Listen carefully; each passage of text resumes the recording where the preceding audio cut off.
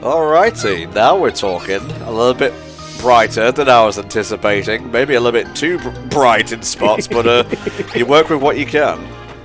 Yes, the bloom does decide to get rather bright at this particular moment in time. But I mean, it's understandable. It's a lovely, bright, watery area. There's lots of, obviously, water going on, so you want light bouncing off of it all. It's perhaps maybe a little bit too much, but also you compare this to, say, Wind Waker HD, this is nothing. And I mean, I didn't even mind the Wind Waker HD bloom, and everybody said that was way too much. Maybe a toggle would have been nice, but I'm more confounded, not by the bloom, but by water rushing up. I mean, I get that this, like, place is a land of dreams, but... Yeah, it's one of those things where technically it's a dream, water going the wrong way, not the weirdest thing that could possibly be there. No. But obviously it technically is still weird here, so probably need to try and resolve that as soon as possible. Otherwise I don't think it's going to be pretty for Forlock, because yeah, the forest is going to die. There you go. You can get lots of air with the little flippy flap thing, so use it to your advantage. Oh, quite right.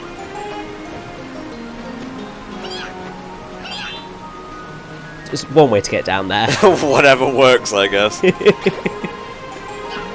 that's one of the other things that got ever so slightly changed, is the number of invincibility frames you get. Uh-huh. I can't remember whether it's been shortened or lengthened, but the timing has definitely changed on those frames. Ah. Things with projectiles in this game always get me. I don't know what it is, I just always end up running into them. Yeah, no, I get that. I do too, because it's just so easily done. I'm really glad these enemies respawn. I gotta remember not to use my double jump, because that just makes them bounce.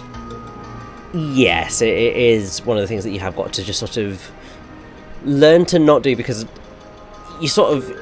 I think it's a platformer thing. Mm-hmm. Our brains are slightly hardwired to double jump anytime we jump, even if we don't need to, because that's it, in most platformers it doesn't affect us in any way at all. Mm-hmm. But obviously in Klonoa it kind of does, because you know you need those enemies to jump properly.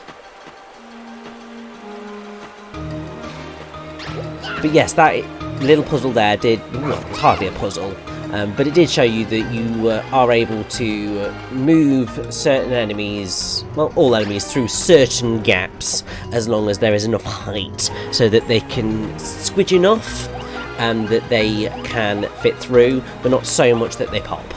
That caught me out originally, actually. This is one stage I had to redo, because you can't take it through the bottom part of that little hallway, but you can take it through the middle. So, you know, I just made some stupid assumptions, and you know what happens when you assume. Yes, you make an ass out of you and I. The clocks are like star posts, by the way, just in case that wasn't obvious thus far. Yes, they are indeed your checkpoints for the game. Nice and easy, pretty much in a reasonable consistency of when they appear, and so you're never usually going to find yourself too far away from a checkpoint, which does mean that your whole experience is generally going to be quite pleasant for the most part. Yeah, I mean, look at this level. It's like bright, beautiful, colourful. You got to shoot into the foreground there. What more could you want? I know, I mean, even when it's inside a cave, it's still pretty. So I thought the fourth wall deserved a little bit of abuse there. You're not wrong. Sometimes it definitely does. Not you, viewers. You're great. Just saying. These Jugpot people are freaks. I don't know if I can put up with this, Rich. Well, you're gonna have to. I mean, thankfully you only have, I think, 2 batches of Jugpotians that you actually end up having to rescue. There's a word. I know, which a lot more pleasant than it could have been. I think there's 3 sets of Breezegale villagers. I think there's 3 sets of Full Lock villagers, and then there's 2 in the other, in the Sun Kingdom, and 2 in the Final Kingdom. Right. Good luck if you're going for all gems, by the way. This is like one of the things that made me certain never to do that. Like I said, I'll stick to Spyro, thank you very much. It's a nice challenge for people who want it. I can't remember actually what it unlocks in the original Klonoa. In Lunatea's Veil, it definitely unlocks some special art that you can read. Well, art that you can read? Blumeneck. Art that you can look at in the lovely Mummet house, and the art that is available from that is stunning. But is it worth going through all that effort when you can probably just Google it? I don't think so. Collision damage. Fun! But hey, at least you know you got to use your wind bullet's power to bounce back the enemy to get along. Yeah, there you go. I was just showing off a feature of the game. Of course. They're very generous with health as well. There's very rare instances where you'll be like, oh god, I need a heart. I need a heart. What am I doing? You were trying to get more of the dream stones and do the fun maneuver that it's hoping you'll achieve at that point of being able to multi-jump off the flying moves. But, you know, it's fine. You don't need to pull that off until Vision 4, I think. Actually, there's a couple of bits in Vision 3 which require it. Oh, no. But Vision 4 definitely has it. Alright, we're going to save a little dragon fella. Fish. Girl.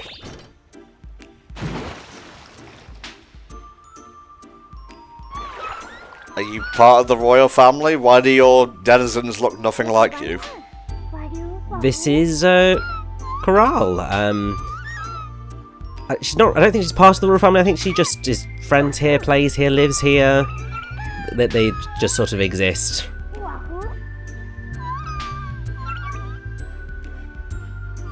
Also, I don't know why they just call her small fish, because I'm pretty sure that she is called Coral. Maybe it'll take a while and then it'll update the name. Yes. Or, you know, it might have just been one of those things of the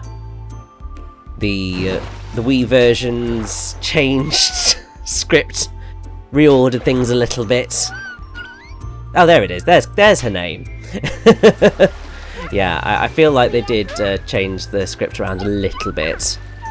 But it is nice to, you know, not have, I'm Klonoa from Wind Village. God. Starting to sympathise with those people who didn't like the English dub.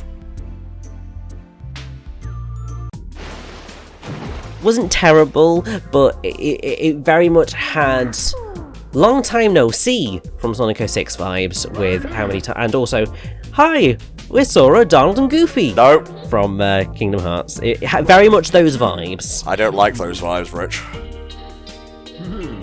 Okay, so Seedoff is the king. I don't know why I thought Coral and her mum were. Because they have the cooler designs? I guess, and they're like associated with Seedoff, so it's all about memories being displaced. Maybe not even real. Yeah, let me call my minion Pamela. What a name for a boss. Yeah, let's just call her Pamela. It's like one of your mum's friends down the bingo hall. Yeah. Alright, this boss will very much teach you about placement. If Oingo Boingo, or whatever the fuck his name was, did, this one definitely will. Rongo Lango. Whatever. But yes, you are going to be doing a lot of jumping over spiked balls. And yes, you've got to throw seed off at Pamela. No worries, mate. Oh, boy. I believe that this is a particular boss fight where something has changed ever so slightly. I think it might be something to do with positioning or whatever, or there might have been a slight glitch that occurred in the original game which they definitively have fixed. for this version, in the same way that they fixed it for the remake. I love how it's evil Seedoff and evil Pamela. In a way, you've got to make sure that it's clear that both of them are evilly corrupted. It's not just evil Seedoff and this is Pamela normally. She's just this type of evil fish woman. You know, Corral, if I knew your mum was evil, I wouldn't have let you out of that cage. Well, actually, no, you would have done, so that, you know, we could then go and kill her evil mum. Because that's what happens in fairy tales, usually, although it's usually the evil stepmother. True, true. Whoa. There's that 2.5D kicking in again. This fight can be a little bit finicky in terms of that whole perspective thing, because obviously you're only able to throw Seedoff into Pamela when she jumps into the screen, so if you get a little bit off with that perspective, it can be a little bit challenging to know when the timing is to get it to work. I died originally. I'm man enough to admit that. Yeah, I mean, it is easily done in most of this. Oh, I can't believe my plan to enslave someone's mum didn't work. And you, viewer, I can't believe you thought Corral and her mum were the royal family. Idiots! Dummies, dummies, dummies! He just gets knocked on his arse right back into the water. I love it. Very much does have the Team Rocket effect.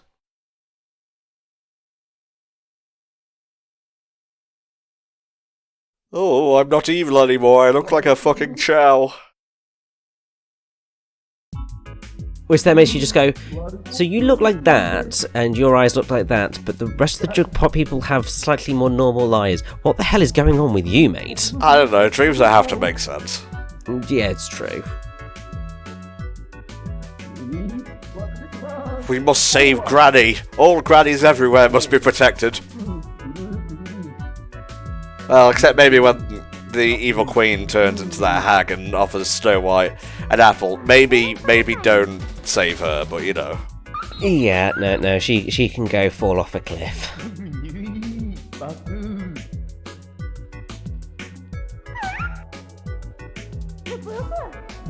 We must backtrack and make more extensive use of 2.5D gameplay.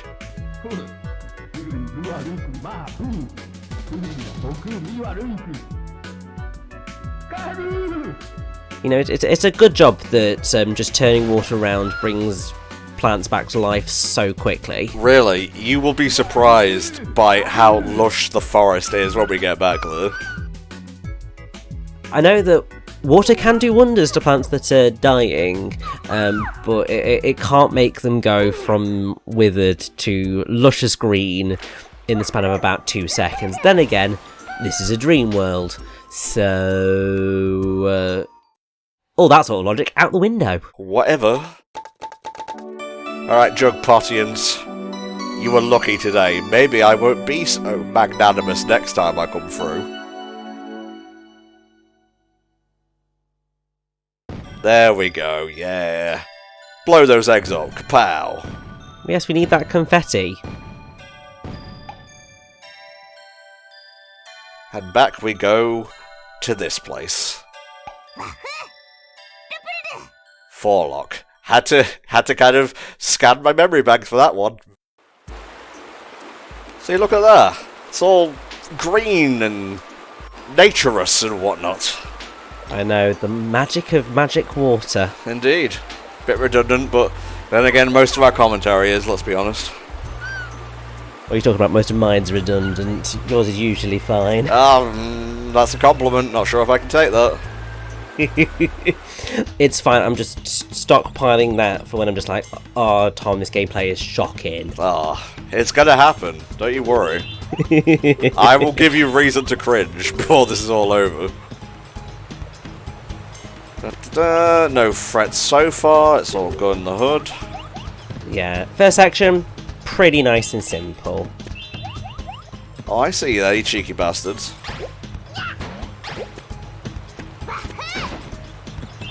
A bit of a tutorial showing you that you can break boxes with moves. You put a big circle and an X on it. Usually indicates toss something at it.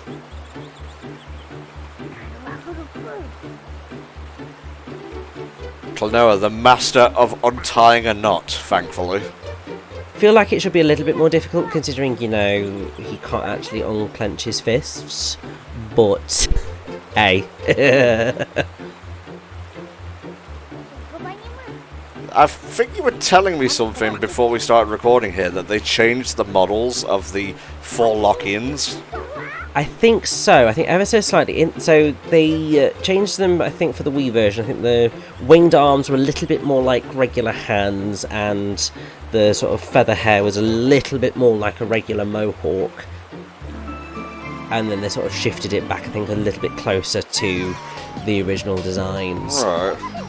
Whereas I think the Jugpot folk, pretty one-to-one throughout. Same for basically all of the others. I think it was just the Forelock folk that's got a slight change. I love how Joker's not like, you know what, kill everyone. No, he's like, hide the key so Klonoa can't walk through a door. Peak villain, isn't it?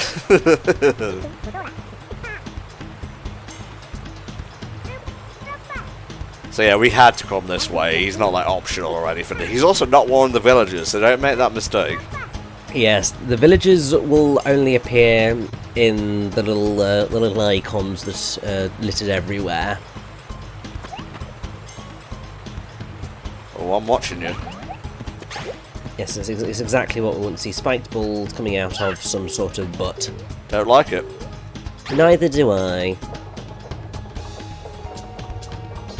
But at least it's not a Mew Mew, which, you know, sort of tends to look like a ballsack. Why, Richie?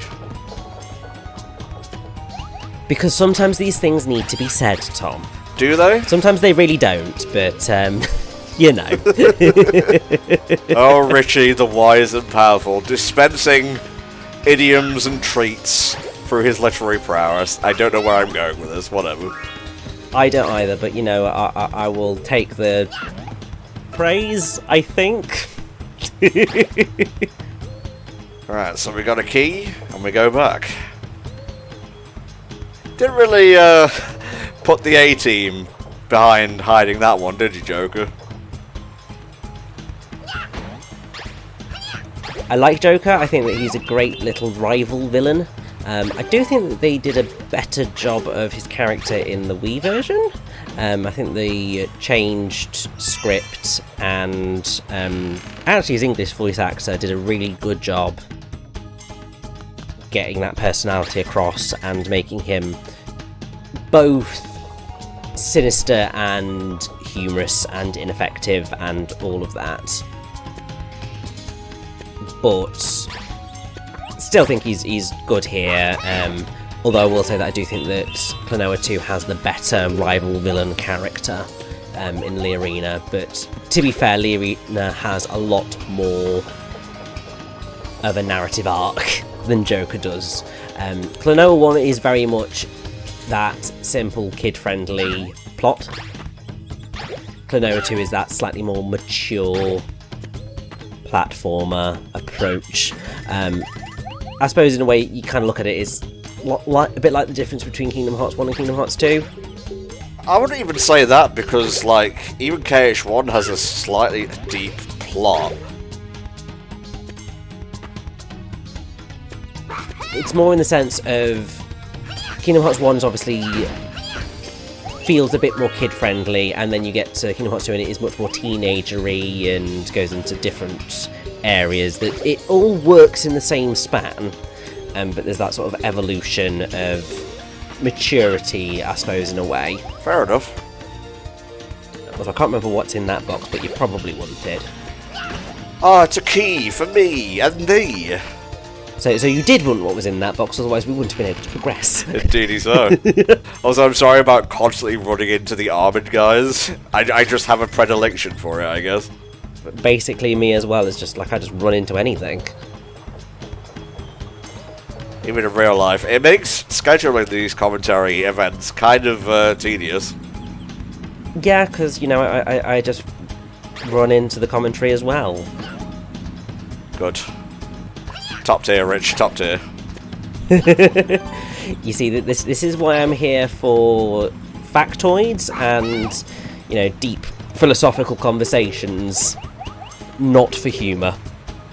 God bless. It's not like I'm here for humour either, mate, so it's all good. Yeah, we just balance each other out. Oh, he big. He big. What I would probably suggest is, yeah, going back to that bounce pad. Bounce pad? Yes, although I think he might be called a Springo. But, you know. Wait, he has a name? He's just an inanimate object. Yeah, even inanimate objects in Klonoa have names. I'm gonna have to find the list again. It's okay, Rich. We're all good. Ooh. I know, but I need to give the names of the things that are slightly weird.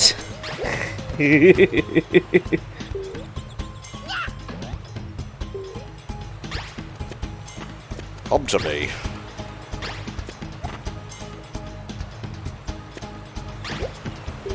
Oh, that's unfortunate.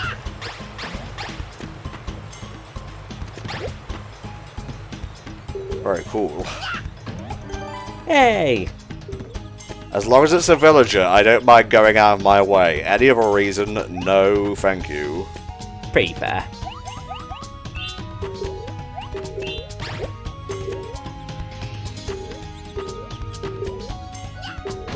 There we go.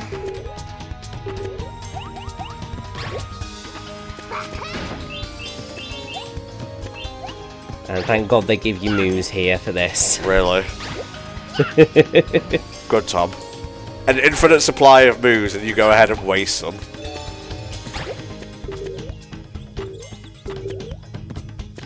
Anything else over here? Oh yeah, so we need to go back and get that box.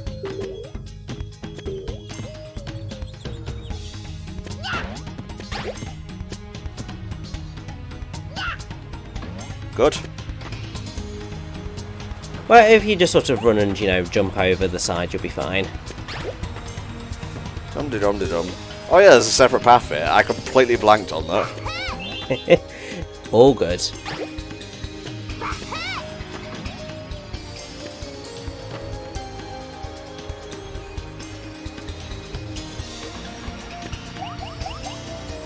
And then they just throw all the enemies at you for this moment in time. Ah!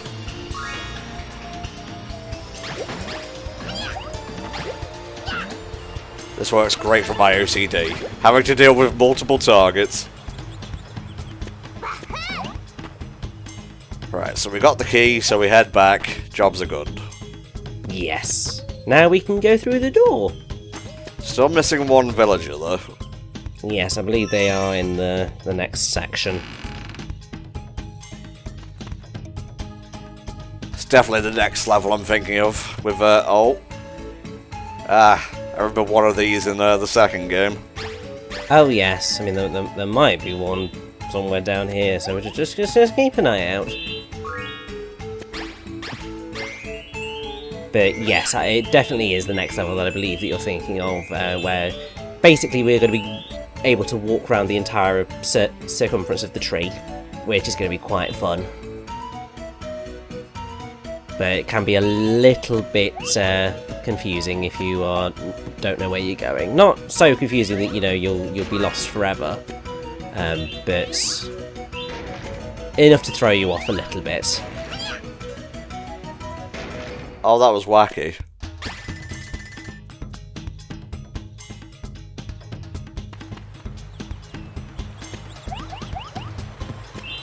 Thing to break there. Yes, and you're going to want to, because we need to do it to progress. Because that is going to give us a bounce pad. Ah, a bounce pad. But you're going to need to then get your spring shield move again to get enough height. You got it.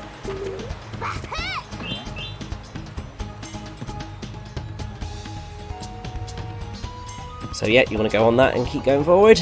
Yeah, I'm thinking too far ahead here. I'm too galaxy brained right now.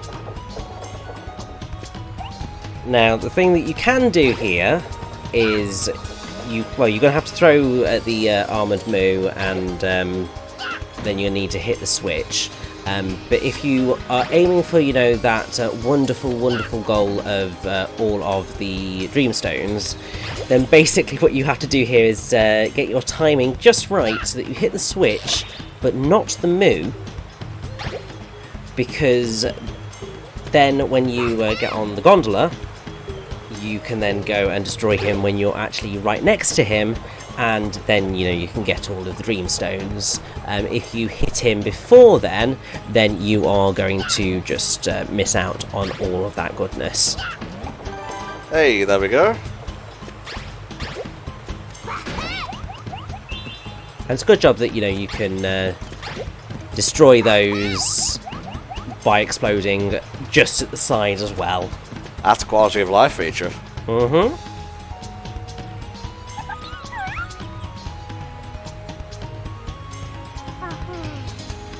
Dead end.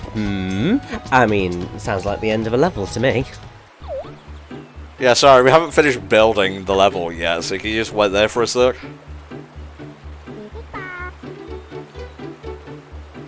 Sorry, I don't speak forestese. Can you translate, please?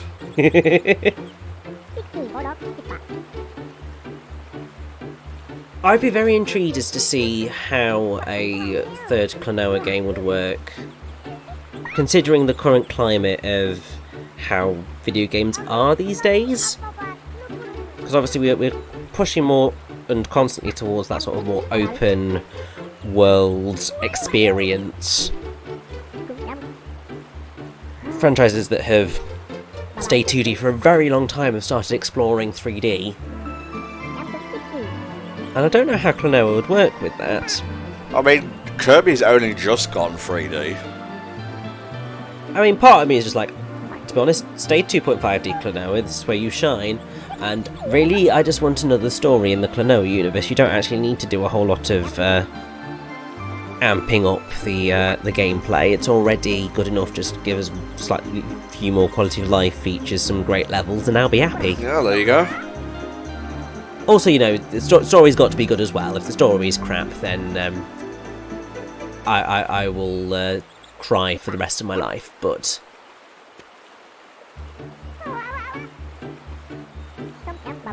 We will save Granny.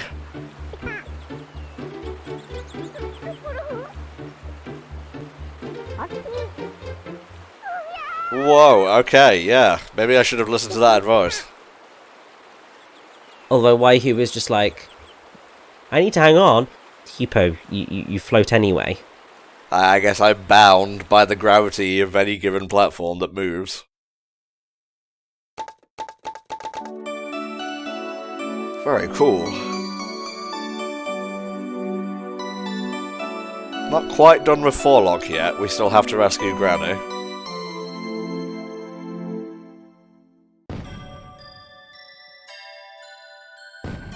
God, when I eventually stitch this together for a non-commentary long play, it's gonna be the least professional one gameplay-wise on YouTube. Hey, it could be worse. And also, I'm sure there are definitely going to be much worse out there. Maybe so. Maybe so.